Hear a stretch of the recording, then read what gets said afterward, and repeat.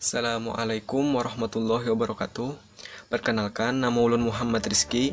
Dalam video ini ingin mencoba menerangkan tentang kajian Sabilal Muhtadin kitab Solat, yaitu mengenai perbandingan mazhab.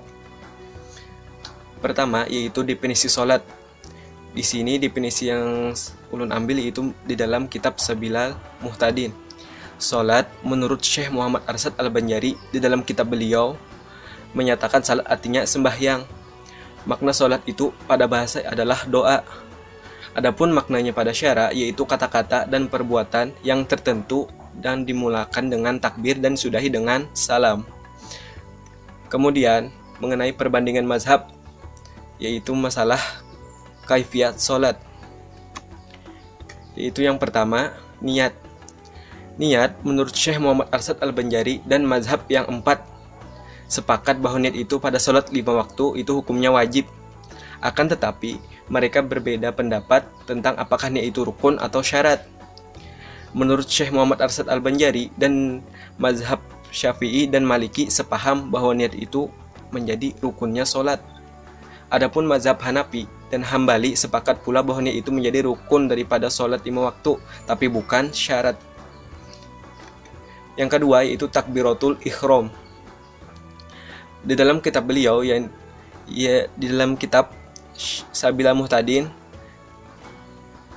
menurut Syekh Muhammad Arsyad Al-Banjari serta Imam Maliki dan Imam Hambali dan Imam Syafi'i berpendapat bahwa tidak boleh diganti dengan lafaz yang lain takbiratul ihram itu, namun boleh berubah jika akbarnya ditambah alif lam, yakni misalnya seperti Allah Al-Akbar atau Allah Al-Akbar.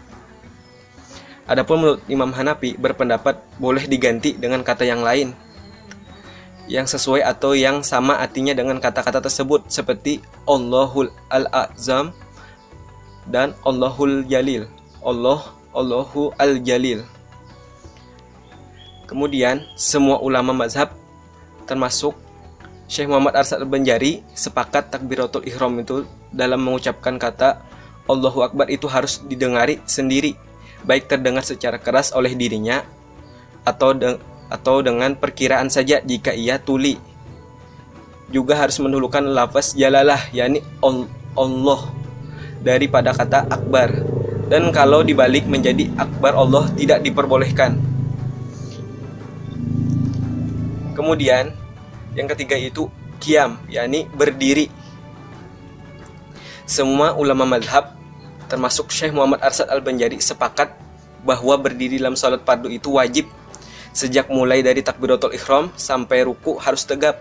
Bila tidak mampu ia harus salat dengan duduk.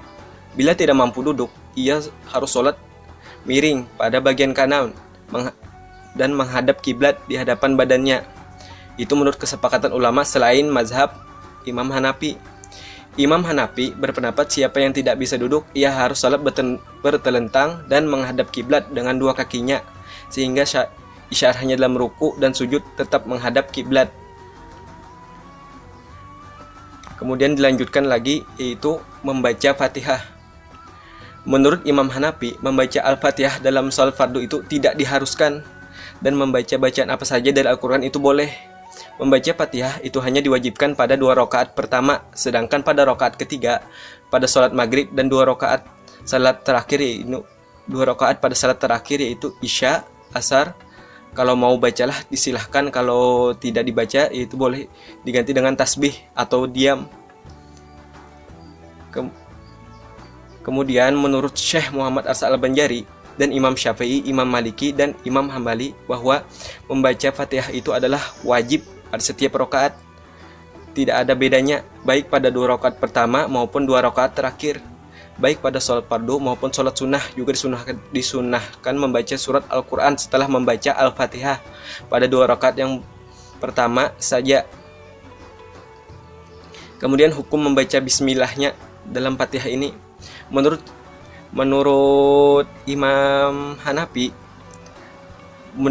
boleh hukumnya meninggalkan bismillah karena ia tidak termasuk bagian dari surat dan tidak disunahkan membaca dengan keras atau pelan. Kemudian menurut Syekh Muhammad Arsyad Al-Banjari Imam Syafi'i, Bismillah itu merupakan bagian dari surat yang tidak boleh ditinggalkan dalam keadaan apapun dan harus dibaca dengan suara keras pada salat subuh dan 2 rakaat. Yang pertama, salat maghrib dan isya. Selain rakaat tersebut harus dibaca dengan pelan. Menurut Imam Hambali, Bismillah itu basmalah atau bacaan Bismillah itu merupakan bagian dari surat. Tapi cara membacanya harus dengan pelan-pelan dan tidak boleh dengan keras. Sedangkan menurut Imam Maliki, Bismillah itu termasuk bagian dari surat, bahkan menurut Imam Maliki, basmalah itu bukan termasuk bagian dari surat, bahkan disunahkan untuk ditinggalkan.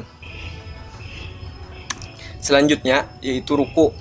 Semua ulama mazhab sepakat bahwa ruku termasuk rukun dalam sholat. Hanya saja mereka berbeda pendapat terkait batasan yang diwajibkan dan bertumaninah di dalamnya. Pendapat Imam Hanafi, yang diwajibkan hanya membungkukkan badan secara lurus dan tidak wajib tumaninah. Adapun menurut Syekh Muhammad Arsyad Al-Banjari dan mazhab yang lainnya selain Imam Hanafi yang tadi, wajib membungkuk sampai 2 telapak tangan orang yang salat diletakkan pada lutut dan diwajibkan tumaninah. Dalam kitab beliau, Muhammad Arsyad Al-Banjari, termasuk juga pendapat Imam Syafi'i, Hanafi, dan Maliki berpendapat tidak wajib berzikir ketika sholat, hanya disunahkan saja mengucapkan Subhana Rabbiyal Azimi. Adapun menurut Imam Hambali, membaca tasbih ketika ruku itu adalah wajib. Sebagai tambahan, menurut Imam Muhammad Arsyad Al-Banjari dan Imam Syafi'i, Imam Hanafi dan Maliki berpendapat tidak wajib berzikir ketika sholat, hanya disunahkan saja mengucapkan Subhana Rabbiyal Azimi. Adapun menurut Imam Hambali, membaca tasbih ketika ruku itu adalah wajib.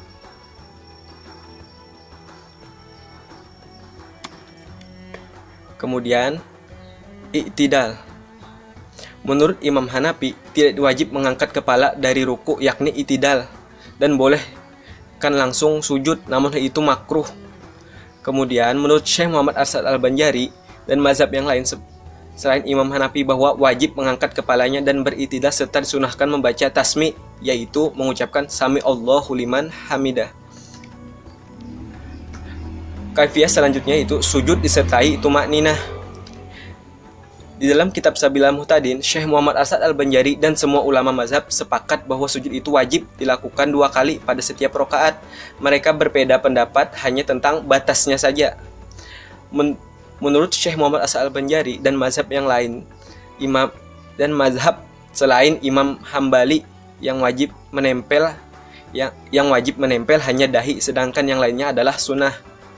Adapun menurut Imam Hambali, yang diwajibkan itu semua anggota yang 7 secara sempurna, bahkan Imam Hambali menambahkan hidung sehingga menjadi 8.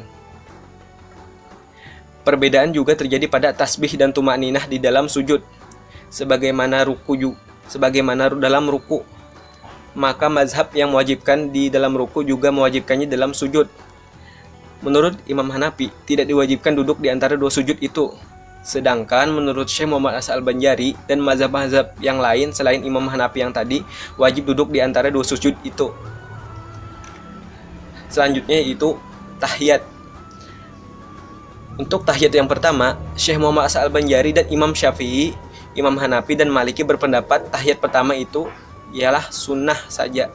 Adapun menurut Imam Hambali, tahiyat pertama itu wajib, bukan sunnah. Kemudian untuk tahiyat akhir menurut Syekh Muhammad Arsyad Al-Banjari dan Imam Syafi'i dan Hambali hukumnya adalah wajib. Tahiyat akhir itu adalah hukumnya wajib. Adapun menurut Imam Maliki dan Hanafi, tahiyat akhir itu hanya sunnah, bukan wajib. Kemudian dilanjutkan yaitu salam. Menurut Syekh Muhammad Arsyad Al-Banjari dan mazhab yang lain selain Hanafi berpendapat mengucapkan salam adalah wajib. Menurut mazhab Hanafi, mengucapkan salam hukumnya sunnah. Adapun menurut Imam Hambali, menurut Imam Hambali mewajibkan mengucapkan 2 kali salam dalam tahiyat akhir itu. Dan sedangkan menurut Syekh Muhammad Arsyad Al-Banjari dan mazhab-mazhab yang lain mencukupkan hanya 1 kali saja yang wajib. Selanjutnya, untuk materi selanjutnya itu fatwa kontemporer. Bagaimana hukumnya tidak mengerjakan sholat Jumat lebih dari 3 kali pada saat masa pandemi COVID.